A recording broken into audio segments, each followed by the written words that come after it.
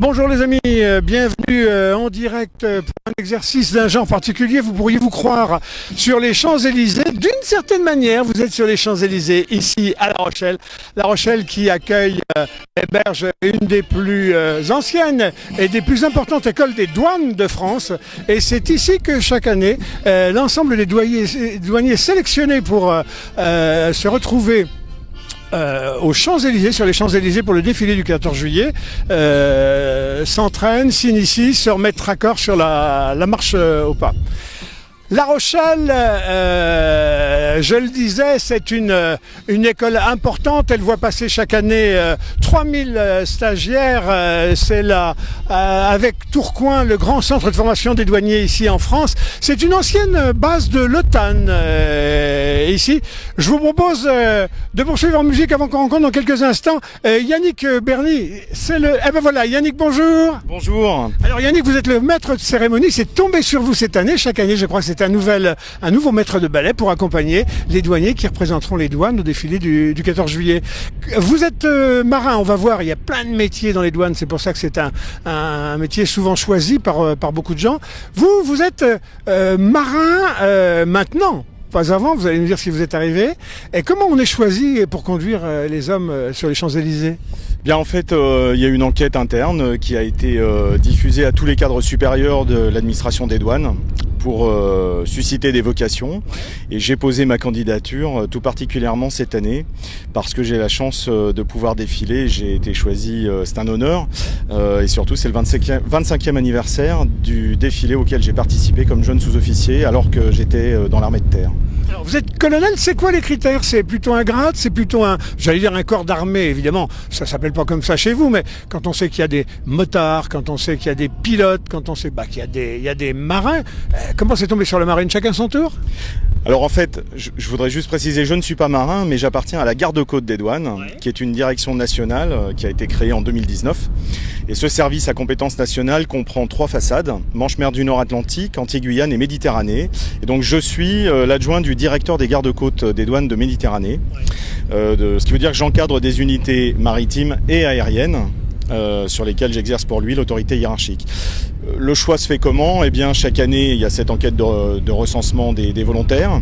Et puis, la direction générale étudie, et je pense que des critères de représentation de la richesse de nos parcours, de nos métiers, de la diversité de nos missions, doivent présider sans doute à la décision finale. Ouais. Alors Yannick, ils seront la semaine prochaine sur les Champs-Élysées, une cinquantaine de douaniers pour incarner ce corps, qui n'est pas un corps militaire, même s'il a été militarisé à un moment dans l'histoire, parce qu'il a beaucoup aidé dans des tristes moments de l'histoire de France. Donc il a été raccroché au défilé du 14 juillet, alors qu'il ne l'était pas à l'époque. C'est récent, c'est 2016. Alors c'est vrai que les douaniers ont déjà défilé il y a maintenant longtemps. C'est un corps, comme vous l'avez dit, qui n'est pas militaire, mais qui a été rattaché aux forces armées, notamment dans les temps de guerre, de troubles, 1870-1914. Et le drapeau est orné d'une croix de guerre, avec plusieurs citations, et notamment une palme, la plus haute distinction. C'est un drapeau militaire, avec tous les honneurs qui lui sont dus. Et il rappelle bien la filiation de nos métiers d'aujourd'hui, avec cette histoire riche au service de la défense de la France. La douane, c'est l'administration de la frontière, c'est l'administration de la marchandise. Son rôle, c'est concourir à la protection de la population, la protection des intérêts de la France et de l'Union européenne, puisque nous sommes la plus européenne des administrations françaises. Vous allez dire c'est des missions historiques, universelles, puisque des marchandises, il y en a depuis tout temps, depuis que les hommes font commerce, et puis des territoires, des frontières, il y en a depuis tout temps qu'il faut défendre et surveiller. Quand on regarde l'histoire, les premiers douaniers, on va dire, allez, ils remontent, il y en a qui disent moins 3500 ans avant Jésus-Christ. En tout cas, chez les Grecs, chez les Égyptiens, chez les Romains, il y avait déjà l'ébauche des douanes. Absolument. Et depuis que l'homme commerce, c'est vieux comme la nuit des temps, le mouvement de marchandises a toujours représenté une source de perception pour les cités, pour les États lorsque cette notion est apparue. Ça reste vrai, et si la part des droits de douane a beaucoup diminué dans les revenus que peuvent percevoir comme ça les États constitués, ça n'en reste pas moins un outil au service à la fois du développement économique, de la maîtrise des flux commerciaux et parfois de la compétition économique. On l'a vu avec la rigidification parfois de relations entre grands ensembles internationaux. Alors, on le disait tout à l'heure, c'est des tas de métiers la douane. D'aucuns disent 30, d'aucuns disent non, quand on prend tout, c'est 400. En tout cas, c'est 17 000 agents. Comment on fait le tri? On va regarder quelques-uns de ces métiers. Comment on fait le tri pour constituer là ce pôle de 50 douaniers? Alors, il faut des motards, il faut des aviateurs, il faut des informaticiens, il faut des hommes, il faut des femmes. Il faut de tout, effectivement, et ce bataillon est, comme chaque année, à l'image de la diversité et de la richesse de notre administration. Vous l'avez fort bien dit, des informaticiens, des rédacteurs de la direction générale dans des bureaux particuliers, des motards. Des enquêteurs, des maîtres chiens. Absolument, des enquêteurs, des maîtres chiens. Nous n'aurons pas de chiens sur le défilé cette année, mais c'est déjà arrivé. La difficulté, c'est la complexité à faire défiler les chiens, à les tenir, mais ça se fait et c'est magnifique. Et donc, et puis des hommes, des femmes aussi. Des hommes et des femmes, bien sûr, avec beaucoup de volontaires et plus qu'un tri, j'aurais dit malheureusement un choix. C'est vrai que c'est un choix qu'on doit faire. Il est parfois douloureux. Et d'ailleurs, il n'est jamais définitif, puisqu'on a cette année des défilants qui avaient déjà pu candidater, faire partie des sélections, qui n'avaient pas été retenus une première fois, mais qui ont pu, parce qu'ils ont toujours cette volonté de représenter l'administration des douanes, ils ont pu revenir et être choisis, et ils sont parmi nous. Alors pour les gens qui nous regardent, qui disent ah bon, j'ai jamais fait attention qu'il y avait les douanes moi à la télé le jour du 14 juillet. Eh ben si les amis, regardez bien votre poste, approchez-vous de l'écran. Vous êtes en avant-dernière position. Alors on pourrait dire oh ils sont punis, c'est pas bien, mais vous êtes devant la Légion étrangère. Donc on pourrait dire oh c'est beaucoup d'honneur faire. C'est beaucoup d'honneur pour nous. C'est un vrai plaisir pour les douaniers de revenir sur les champs et de continuer. Nous sommes le 9e bataillon depuis que le défilé a été réinstitué et effectivement. Défiler devant la Légion, c'est un grand enjeu pour nous, un vrai challenge, parce que les légionnaires sont toujours très attendus. Le défilé dans son ensemble est forcément magnifique, c'est la fête de la nation, le 14 juillet, et pour nous, participer à celle-ci, c'est vraiment une grande fierté. Alors, il y a des tas de gens qui vont être fiers, c'est les Rochelais qui vont être fiers d'apprendre, parce qu'ils ne le savaient pas, mais peut-être parce que c'est les Rochelais de Freistadt, qu'on avait une des plus grosses écoles des douanes ici, et quand vous prenez l'avion et que votre douanier, là, hop, quand vous passez un peu à la douane, regarde votre passeport, et qu'il voit que vous êtes de La Rochelle, il y a toujours un petit sourire malicieux. Faites-lui un petit signe et vous allez voir.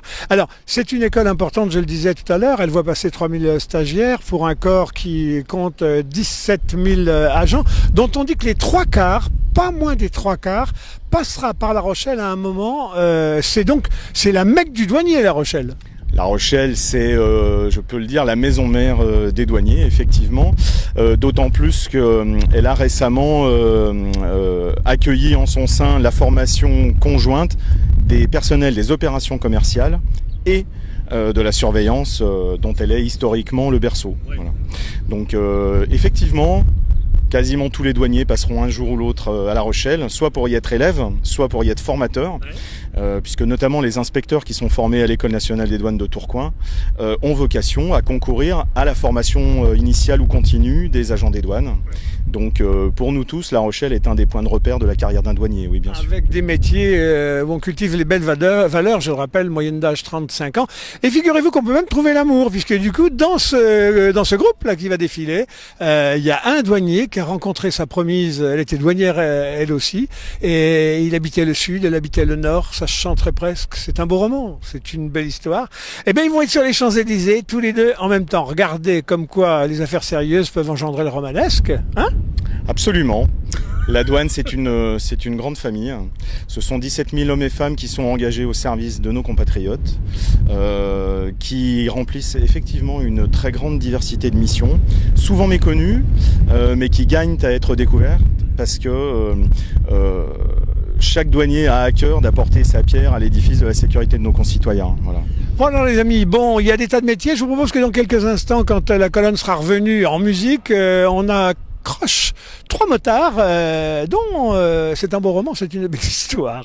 Voilà, on continue en musique. Dans quelques instants. Merci en tout cas et très bon défilé du 14 juillet à vous Yannick. Merci à vous, nous espérons porter haut les couleurs de La Rochelle sur les Champs-Élysées. Elles seront portées et bien portées. On continue en musique.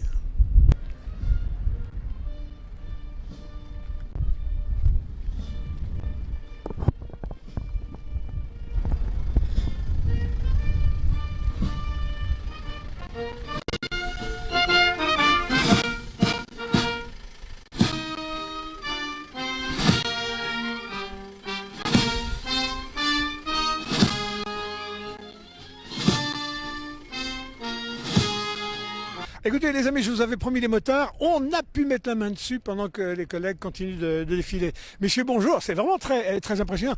Allez, par ordre d'apparition à l'image, je vais vous demander vos prénoms. Emilien, enchanté. Emilien, bonjour. Michael, enchanté. Michael, bonjour. Fabrice. Fabrice. Alors il y a des tas de gens qui disent, bon on a compris maintenant que chez les douaniers on peut faire des tas de métiers, mais il y en a un quand même qui est, ça se voit comme, c'est motard, c'est tellement mythique, les gens rêveraient. Vous avez fait comment vous les amis? Vous avez d'abord choisi d'être motard et après chez les douaniers, ou d'abord d'être douanier et puis la moto est venue après? Pour moi, c'était d'abord douanier, et c'est au sein de l'administration que j'ai découvert le métier de motard, et c'est ce qui m'a donné envie de le devenir. Quand vous êtes rentré chez les douaniers, vous aviez des envies un peu intrépides d'être ou pilote d'hélicoptère ou de partir en mer ou non, d'être douanier tout simplement Initialement, plus enquêteur. Initialement, plus enquêteur. Et puis finalement, j'ai découvert la moto en étant douanier, et j'ai découvert l'univers motocycliste au sein de l'administration ensuite. L'aventure est partout dans les bureaux avec les cyber-douaniers, mais sur les motos quand il faut pourchasser, faire des veilles, etc. Et alors vous-même, Michael? Alors moi pour ma part, je voulais absolument rentrer en douane. J'étais déjà motard amateur civil dans ma vie privée. J'ai bénéficié d'un concours externe qui m'a permis de rentrer en tant que motard des douanes directement. Donc je suis motard depuis le début de ma carrière de douane. Alors, qu'est-ce qui vous prend l'idée de motard? Il y avait douanier, il y avait un douanier chez vous, un grand-père, un Fernand Reynaud Alors pas du tout, pas de fonctionnaire à la maison, pas de militaires ou gendarmes ou autres.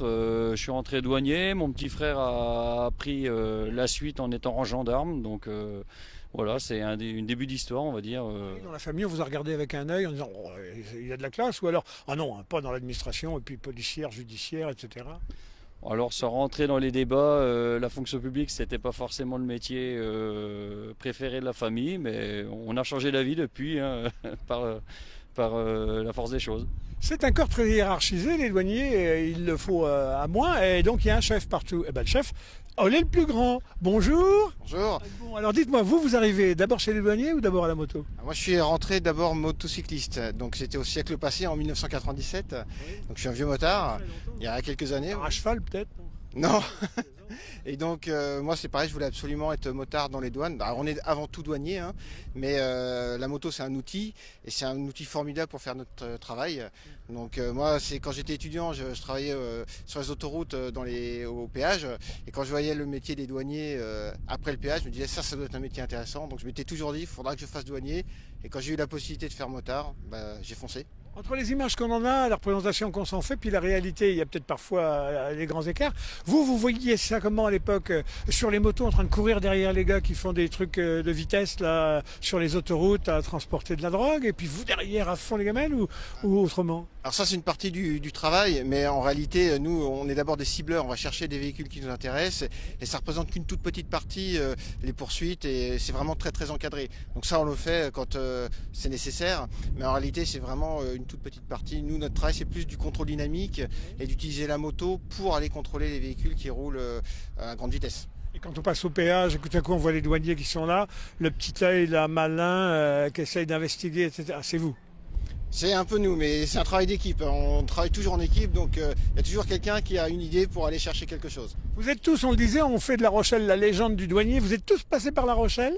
On est tous passés par La Rochelle, tous les collègues motocyclistes, tous les collègues douaniers, et en règle générale, même ceux des bureaux, on finit tous à un moment ou à un autre à La Rochelle. Ouais. Vous aussi? Ah oui, complètement, bien sûr. Et vous-même? Aussi également. Est-ce que, bon, vous êtes très satisfait d'être motard, mais déjà vous avez une idée derrière la tête de tiens, après je ferai bien autre chose. Comme dans une boîte où finalement on peut y passer sa vie en changeant d'aventure. Pour l'instant, c'est encore assez récent pour moi. Ça fait 4 ans, bientôt 5 que je suis motocycliste, donc je me vois encore continuer quelques années déjà encore dans la spécialité. Et pourquoi pas envisager peut-être une autre spécialité comme marin par exemple, pourquoi pas? Parce que le chef de la délégation, il n'était pas marin lui à l'origine, il était complètement autre chose, et puis il est devenu marin, pas par la force des choses, par le goût des choses. Et vous-même? Alors moi personnellement la moto ça reste une façon de vivre, c'est une passion depuis toujours, donc Génial idée. Effectivement. Et donc si malheureusement je devais quitter la moto et la douane, il n'est pas improbable que je finisse motard escorte convo exceptionnel. Les amis, on passerait des heures à parler avec des gens comme ça, l'expérience qu'ils ont, on n'a pas le temps de balayer et tout. Je voudrais juste te dire une petite chose, c'est qu'à la fois ils ont une pêche, à la fois ils sont rassurants, et à la fois le sérieux n'empêche pas la tendresse. Alors vous avez votre prénom Emilien, c'est ça? Emilien, c'est bien ça. Emilien, vous avez une super histoire. Écoutez, ils trouvent bonheur au boulot et en plus ils trouvent femme au boulot. Comment ça s'est passé? Comment elle se prénomme? Eh bien, elle se prénomme Calypso, elle est dans la garde au drapeau cette année pour le défilé. Et, Elle va défiler avec vous sur les Champs-Élysées? Normalement, oui. Ne me dites pas qu'on vous a mis côte à côte, bras dessus, bras dessous. Non, non, non. Et alors, elle habitait le nord, vous le sud? Exactement, c'est ça. C'est un beau roman, c'est une belle histoire. Je recommence. C'est ça, elle vient de Calais et moi je suis à Fréjus dans le sud. Et on s'est rencontrés donc l'année dernière au stage de contrôleur. Est-ce qu'une femme pourrait être motard chez les douaniers? Bien sûr. Oui, c'est vrai, il y en a? Évidemment, j'ai une collègue qui, il y a dernièrement, a bénéficié d'un reportage sur la vie de motard en douane, à Besançon. Et on a effectivement une collègue féminine, tout à fait. Bon, chef, il faut bien tenir son régiment là, dans ces cas-là. Hein. Oui, mais en fait, les femmes sont aussi compétentes que les hommes et on en manque cruellement. D'ailleurs, on manque de motards. Ouais. Donc nous, on incite vraiment toutes les femmes douanières à passer le stage motocycliste parce que c'est vraiment une question de volonté. Et tous les douaniers en règle générale parce que c'est franchement un job de rêve, pourrait-on dire. Bon, je vous remercie, c'est un vrai bonheur. Voilà les amis, si vous vous sentez une âme de motarde, la motarde va vous monter au nez. N'hésitez pas, contactez la maison douanière et puis il y a du boulot pour vous. En tout cas, il y a des belles ambiances familiales et des beaux challenges. Bon, eh ben écoutez, bon Champs-Élysées, on va regarder notre télé. Tout le monde marche au pas, ça va, il y en a pas qui font de travers, non? Tout le monde est parfait ou presque parfait, mais ça sera le jour J. Oh, ils ont même la petite dose, hein, comment dirais-je, qui fait que ils sont à dimension humaine et ils sont pas complètement parfaits. Tant mieux. Et restez comme ça, changez pas. À bientôt les amis sur notre antenne pour de belles rencontres comme celle-ci, sous le soleil.